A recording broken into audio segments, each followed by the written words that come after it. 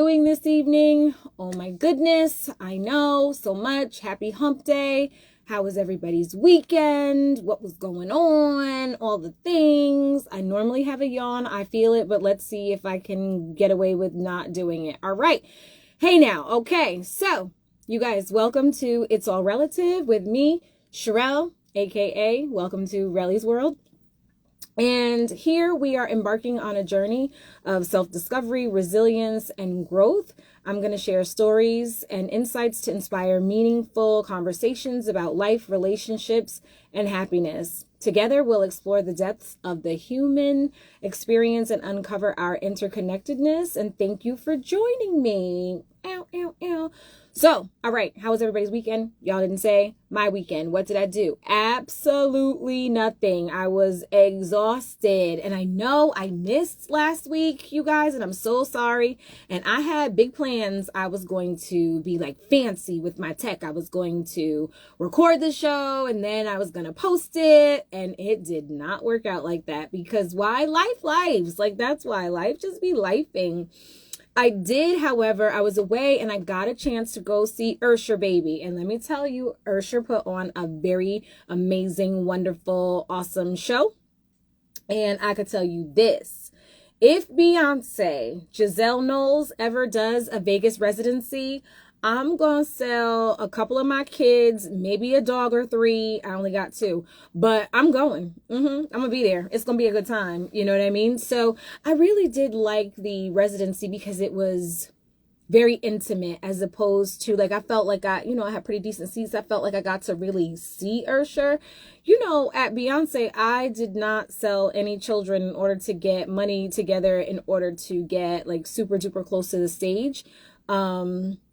And I don't know that I would have if I could. Like, that was just a lot of money. Although I'll tell you, Usher's tickets, they were not cheap. So I could only imagine what Beyonce's residency tickets will cost. What are some takeaways from the show? Well, number one, there was a girl on there and her ass was assin'. She had the biggest ass and I was mesmerized. I might have drooled a little bit. I don't know. I lost track of Usher because I was just focused on her ass. I say all of that to say what? Okay, yes, a big ass. I loved it. I'm an ass girl. You know what I mean? I can appreciate a woman's body and its beauty. However, she had the cellulite, I have the cellulite, and I don't like the cellulite, but I put the shorts on and I be outside because I got to face my fears. Okay, all right.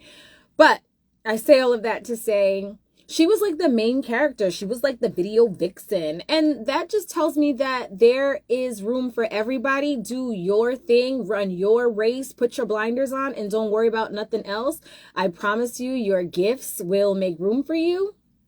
Let me tell you something.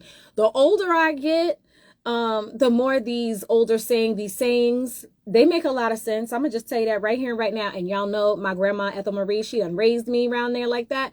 So I got all them stashed away, but now it clicks. I've heard them my whole life, but now I really get it. Okay. Especially the old gospel songs, those two. I be getting them and everything like that there, right? You want to know more about life? Keep living. Okay?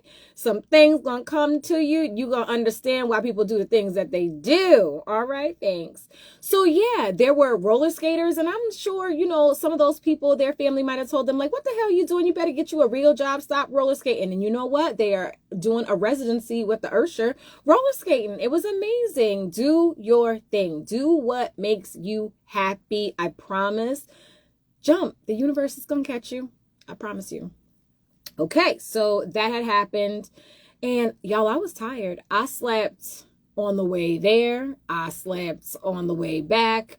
When we got to the Vegas, I went into the hotel. I slept. I did not leave the hotel until it was time to go see Usher 3 days later. And then when I came back from seeing Usher, I went to sleep. On the way home, I went to sleep. We got in the car on our way back to the house from the airport. I was asleep, got to the house, slept some more. I just slept. And I started to think something was wrong. I was like, ooh, I might need to go to the doctor and get my panels done, my blood work and everything, because what is the problem? I suffer from a little seasonal affect disorder, the winter blues, and time had went back and it gets dark earlier, but I was like, not yet, like this ain't time. But you know what? I feel a little better. On Monday came around and I said, okay, I feel like I could life again.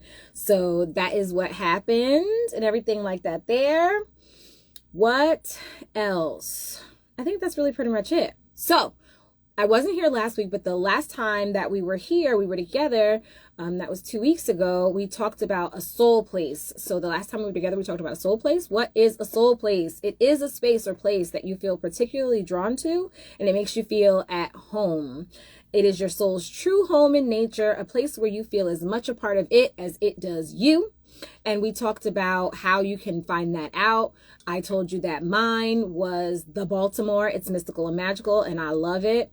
I also told you that I felt that way about the Barbados. As soon as I put my feet on that soil, I was like, ooh, I feel like I've been here before. Maybe, no, okay, but it feels that way. So again, it is a special spot where you experience unique feelings of belonging, empowerment, expansion, and energetic rejuvenation. You can feel inspired and have spontaneous thoughts and ideas. You can feel a sense of freedom, feel introspective and contemplative, and you can feel recharged and energized. And do any of you guys have a place that you feel that way about? And if so, then you drop down in the chat and let me know, because maybe I can go around there and visit and see if I feel anything too. But you know, your soul space is mystical and magical for you and not necessarily for anyone else. However, I am looking forward to going to the Grand Canyon. Can you believe I was so close to the Grand Canyon and I didn't even go? I was tired. I went to sleep. Okay. So today's quote, what are we talking about today? We are talking about the angry black woman. Who is she? What's going on with her? Is she tired? We don't know. We're going to find out. So let's dive in. The quote, the angry black woman isn't just anger personified. She's an architect crafting resilience with limited tools. She's not solely furious. She's exhausted from holding fragments of her world. She builds her life with mismatched tools, a testament to her strength amidst an uneven landscape. Perhaps before labeling her angry, consider the weight she carries without the right tools for repair. All right. And that was, you know, I had put a little something together for y'all and everything like that there. I say all of that to say sometimes we mislabel people. Sometimes, we can talk about someone presenting and being angry, but we don't know what's really going on underneath all of that, right? And so sometimes you see people and they're acting up. You go, ooh, you know, when you clutch your imaginary pearls and you go, ooh, what's going on over there? We don't have the whole story. And so sometimes we judge and we put labels on people and we don't have the whole story. So let's dive in a little bit about that. So how did I come to this topic? I will tell y'all. I was on my way to the Baltimore, and y'all know we done talked about it. Baltimore, mystical and magical. So that had happened, but I was having conversation on the way down there, and I had a coworker that was labeled an angry black woman, and I was very triggered and bothered and angry about that. I was angry that they were labeling her an angry black woman because the conversation was, oh, well, so-and-so, they just get to be this way, right? Like, oh, don't worry about so-and-so. That's just how they are. We will call them Jim. Don't worry about Jim. Jim just gets to be that way. And you know, Sandra, she just gets to be that way. But when it comes to, you know, Sherelle, right, we're going to throw me in there, then she's considered angry. Why is that? Why is it that I have to accept everybody else's nonsense, yet I get labeled when I show emotion or whatever the case may be? How come nobody got to accept what I got going on? So that was the first part of the conversation that made me want to talk more about this angry black woman. And then, you know, because I was at the Baltimore and I had deep insights in the whatnot, and I said, ooh, I get it. I can understand how people would label, and even myself, label me an angry black woman, when the truth is, I'm just tired. I'm tired. Do you know what I'm doing around here? Do you know what's going on? You know, I am handling the entire world, and I get dressed with my armor because my life experiences have told me that I needed to be prepared with my armor. So I'm wearing that all the time. I'm tired. I just want to take it off. You know how when toddlers, they get sleepy and then they start crying? Sometimes that's how I feel. I'm tired. I want to take this armor off, but I can't because it doesn't feel safe to do so, right? So I thought we would chat about that. And I can also say, we talked about on my chat down there and, you know, in here in my head, and talked about how when, again, you watch people and you see people and you don't have the whole story, right? Who is showing up? So my job, I deal with a lot of people. I'm on the front lines. You know, I'm a counselor, case manager, program director, all the things, a facilitator, all the things. And there are times when people are behaving, acting out, whatever. And I recognize, oh, somebody else is doing the speaking. And who's doing the speaking? Their inner child, right? And so what is the inner child? The inner child is the part of your emotional self that retains memories, feelings, and experiences from your childhood. It often influences your emotions, behaviors, and perceptions as an adult. It shapes how you respond to situations based on past experiences from your childhood. The inner child might hold on to joy, fear, wounds, and needs from earlier years, impacting your present-day thoughts and actions. So when talking about the inner child, and I've mentioned the inner child previously, but I don't think that I gave like a really good definition of what the inner child was. So I wanted to clarify what that is. And so I know for myself, there are parts of me that were showing up. And she was, you know, 5-year-old Sherelle. Sometimes it was 17-year-old Sherelle. Sometimes it was 20-something-year-old Sherelle, right? There are different times in my life and different wounds that hadn't been healed that caused me to respond in a certain way. And I recognize that even in my relationship, sometimes, right? He says blue, I hear red, but that's not healed Sherelle that hears red, right? That's 17-year-old Sherelle that hears red. And it's like, oh yeah. And now I'm ready to respond, you know, in that way. Y'all know I'm working on the I'll say it in my personal life too. I'm gonna work on it. So I wanted to talk about how we can, I did it again, I'm sorry. I wanted to talk about sometimes how that inner child shows up. So sometimes we can feel maybe that we weren't heard when we were children. So now we have to be a little louder. Like prime example, we talk about Tamar. If you ever watch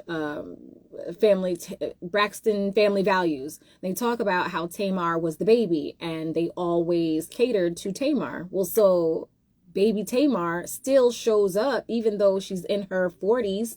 She still shows up sometimes, right? She didn't feel heard as a kid, so she's loud, right? She feels like she's got to butt in. Hey, I need to get my point across. I have something to say. I want you to hear me. So she raises her voice a little bit more, and she does it in all facets of her life. And that's not 40-year-old Tamar that's doing that. That is, you know, 7-year-old Tamar who wanted to be heard. She has something to say. She got a big family. She needed to jump on in there, right? So that's how sometimes our inner child can show up. It's the wounded part of ourselves. So I was talking to my dad, and he was telling me he had done an assessment at a school, and it took, I think he said like 12, was it 12? Maybe 8 people to get this one child under control. And she had told them they wanted her to go into the class, and she was like, I ain't going. And they she said, don't touch me. And what you think they did? Touched her. And that's why it took 8 people to get control of her, right? The wounded part of her said, I need to protect myself. And so she went ham in there. And sometimes that's what happens. So sometimes, you know, what triggers us, it's not the 40-year-old us, it is the younger version of ourselves. So how can we get in touch with our inner child, right? Okay, I'm glad you asked that question. So some things that you can do, you can explore childhood memories, right? You can reflect on things that happened, some of them positive, some of them challenging, and you can take time to understand how they shape your beliefs and behaviors, right? So I didn't grow up in a super religious household. So there are some things that I'm just like, yeah, I don't care, who cares, whatever, because that was my childhood and I've carried that over into my adult life. I think recently I saw somewhere someone said they weren't forced to make their bed as a kid, and the other people were like, what? And they clutched their imaginary pearls and they were like, yeah. Nope, not into it, didn't do it, not gonna have it happen. So they shape us, right? And so sometimes we have to go back there and we have to revisit that and see how that impacted us, right? If you were a kid and you had to eat all of your food first before you could have something to drink, right? Is that how you also, eat your food today? Is that how you raised your children? You know what I'm saying? So some of those things, they carry over. So you get to look back at why you look at certain things the way that you do. So inner dialogue, right? You can have a conversation with your inner child. And I know people are like, what? Sherelle, shut up. No, but I'm serious, right? So you have to go back to that time and you think about, what did you need? What did you need somebody to say? Think about a specific time. I can tell you a couple of times, right? I wish that someone had asked another question, right? They had reframed it, or maybe instead of yelling, they had, taken me to the side. A couple of different things I can think back to that time. So you take yourself back to that time and you have to ask, what did that child, what did that person, what did you need, that 5-year-old, person, what did you need at that time? Did you need a hug? Then you might have to, go, what would have happened and what would their life have looked like had they had the hug, had somebody asked the question, had somebody been a little bit more gentler with them, right? Boom. Okay. So you can do that. And you can revisit places sometimes, right? Memories just don't do it, or certain songs or scents. And sometimes places will jog your memory. And then you go, wow, I totally forgot about this thing, or so on and so forth, right? Like I had really great experiences when I visited my grandparents in Florida, So, I ain't running around there, going down there to my grandma's house. But sometimes, right? You are able to get back to places that you visited when you were younger or that remind you of that time. So you can get back there. It could jog your memory, and then you could do a little bit more research. What else can you do? You have to give yourself a little kindness. You got to give yourself a little grace, right? It's so important. I know I'm talking about this now, but I can say, yeah, society beats us down. Society tells us all the things that were wrong, that we didn't do, so on and so forth. And you know what? Give yourself a little grace, please, and thank you. Be kind with yourself. Talk nice to yourself, and don't beat yourself up, because you know what? You're exactly where you're supposed to be. I promise you. So you can also write a letter, right? I'm a big proponent of journaling. Let me tell you, I love to journal, and I like I guess was my Zenio, because I like writing. I can't give myself grace. I'm gonna give myself grace because the stuff be stuffing, and my bad. I'm sorry, y'all, but that is just the way that life works, and we just gotta roll with it. So that's what we're doing, and we did it. Thanks, you guys, for coming back. Sorry. And so you can also give yourself some positive affirmations, right? You can use mindfulness techniques to observe your thoughts and emotions, acknowledging and accepting them without judgment. So I'm going to give you this. Y'all know I'm famous for when 2 + 2 = 37. That's because why? What? Something's missing. So there are times, right, in our lives, we can understand the who, the what, the when, the where, but you know what we don't have? The why. We don't have the why. And so dealing with your inner child can help give you the why. And I can tell you that as a person who suffers from anxiety, and I've known that I've had anxiety, but I didn't know that ruminating thoughts came with anxiety. And I just found that out a couple years ago. That made everything so much better, so much clearer for me, because Now, when the thoughts come, right, I allow them to come, and then I challenge them and I go, hey, everything's going to be okay. Everything's going to work out. And then the thoughts just slowly go away. I used to feel like I was the odd man out. I used to feel like a weirdo. Like, am I the only one? And it was shrouded in secrecy, right? Like, I didn't talk about it. I didn't share it. So I felt like a weirdo. And then when I found out, oh no, that's a real thing. Like, oh, a weight was lifted, and then I felt super duper normal. And listen, whenever you try not to do something, guess what happens? You do it, right? Like when you're dieting, you're like, I can't have that hamburger. You know what you want real bad? The damn hamburger. So same thing with the thoughts, right?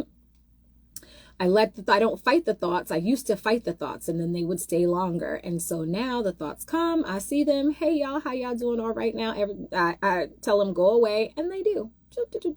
And I don't feel any way about it. And so sometimes when our inner child is acting up and going off and doing the wild things, right?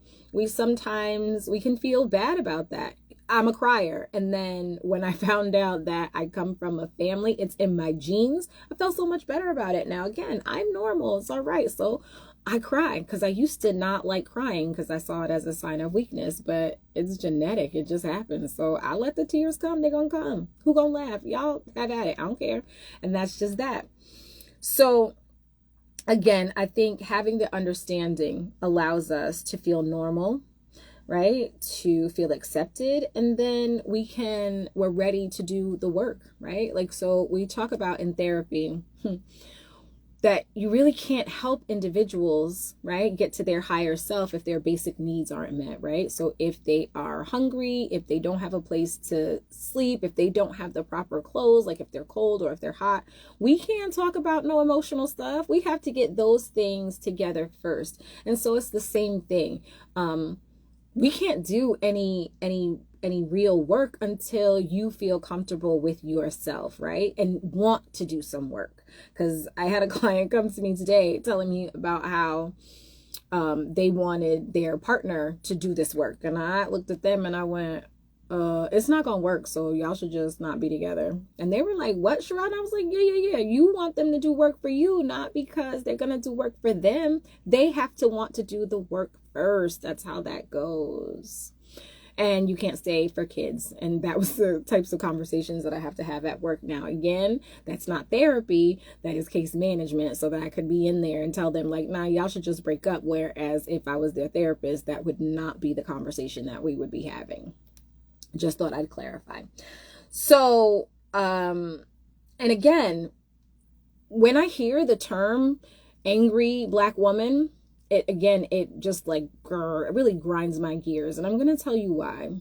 Anger is a secondary emotion, number one, right? So that means something had to happen in order for anger to occur, right? Maybe I feel frustrated, embarrassed, disappointed, hurt, all these different things, right? That happens first, then comes the anger. So when you have this term, angry Black woman, how come nobody's asking like what has made her angry? What has happened, right? Nobody's having that conversation. That's number one. And number two, I think that representation matters. So when I am with my good girlfriends, we can discuss, we can fight, we can do all the things, and never do I think like, oh, they're an angry Black woman. That's actually not what I think. I think that they are passionate. I think that they are, maybe they could be going through something.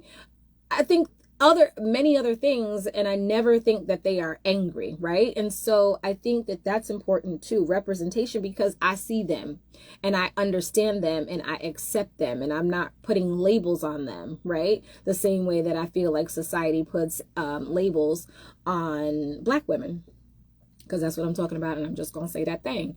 And I can tell you from my own personal experience, right? Again, I talked about the armor. My life experiences have told me that I need to be ready at all times. So I'm armored up. I'm ready to go. Think about 17th century like knights that actually fought. They wore a whole full like steel, like metal on their person. That shit is heavy. And that is exactly how I feel, right? I will not allow anybody to come over here and hurt me. So I am on guard all the time, because this little heart done seen some things and have been through some things and seen some trauma and some violence. So what you won't do, I promise you, is come over here and hurt me. And so in order for that to not happen, I have to be armored up and ready to go. And I'm going to give you this. So I was at a comedy show recently, and I was waiting for my party to come, and my party was running late. So I'm there, and I was having a little bit of a time with my honey bunny. We weren't seeing quite eye to eye. And so as I'm holding space, I was letting people go ahead of me. So I was really in control of the line, so that when my party came, that we could all go in together. And there was a group of people together, and maybe about 8 people. And the first couple of people, they understood. I explained to them what was going on, because I'm like, you can go ahead of me. And they're like, are you sure? So I explained to them. Well, the person on the end of the party, I guess he didn't hear what was going on. So he said something like, oh, I didn't realize I didn't realize she would be the one controlling the line and telling us where we could go. Sir, who are you talking to? You must not know I'm about this life. So, sir had to give it a little something. I had to give him a little something. Now, I'm sure in that moment, he probably said to himself, here we go, another angry black woman, right? Like, that's probably what happened. I guess maybe he'd have been right. What he didn't know, maybe perhaps, and maybe that's the unhealed part of me that heard, oh, the way in which he said it, the way I received it was that it was condescending. But maybe as I think back about it, as I'm, processing through it, maybe he just was like, oh, thank God somebody's here to tell us what to do and which line to go in, right? But I snapped at him, and I snapped at him because the unhealed part of me, right? The part that is tired, the part that has to wear all the armor, that's what I heard. You know what I'm saying? And I guess he'd be right. You know what I'm saying? To go, oh man, like she's, right? Because he got a little something. And, and I've been replaying that thing like, man, did I give him a little too much?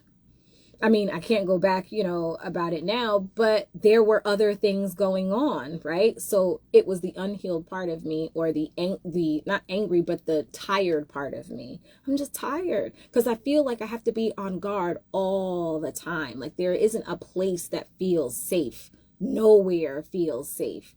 I don't have a place to let go of all this armor, right? Now, what can I say? I mean, I do have that place because I have a tribe. So shout out to my tribe. Those people, I tell you all the time, they are who keep me going. They pour into me, and I'm thankful for them. But it's not consistent, right? So, there's that part.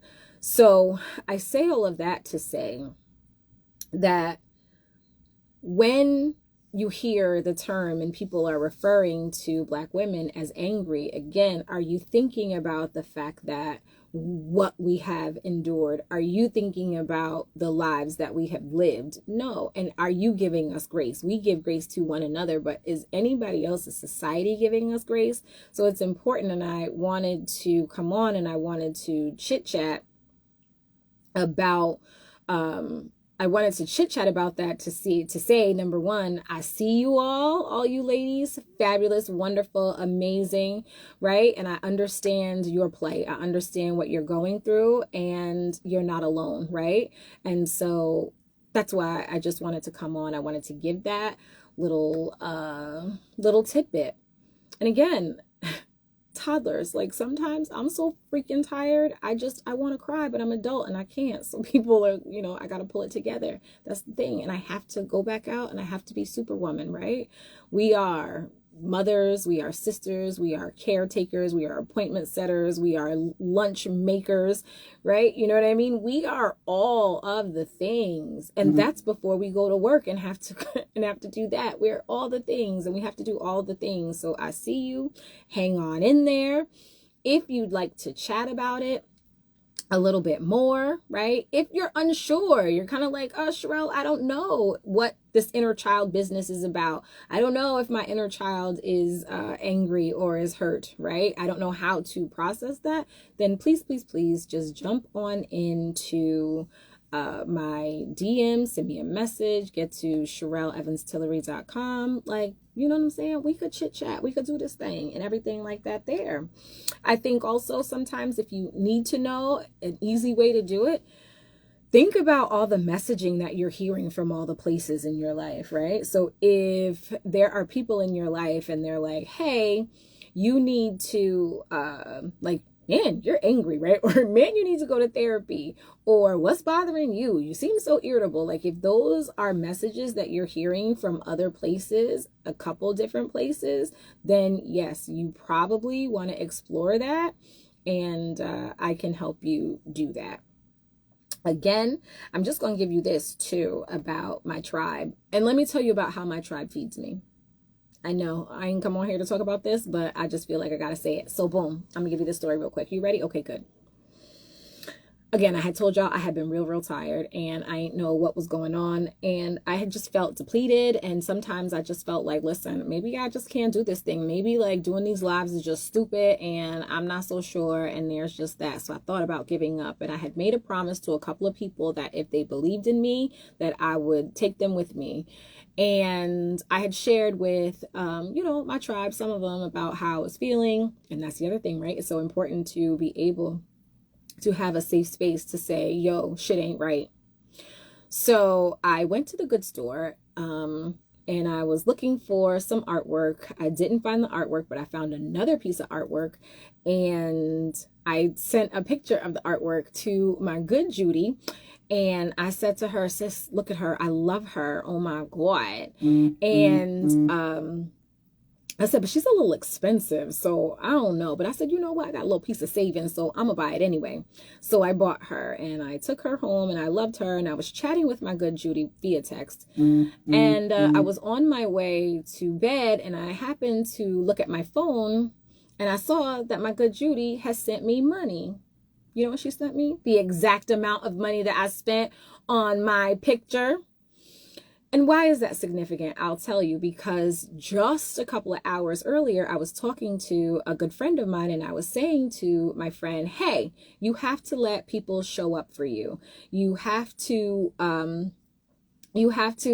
allow people in, right? You can't always be the boss. You can't always be in charge. You can't always be the strong one. Sometimes you have to let people catch you.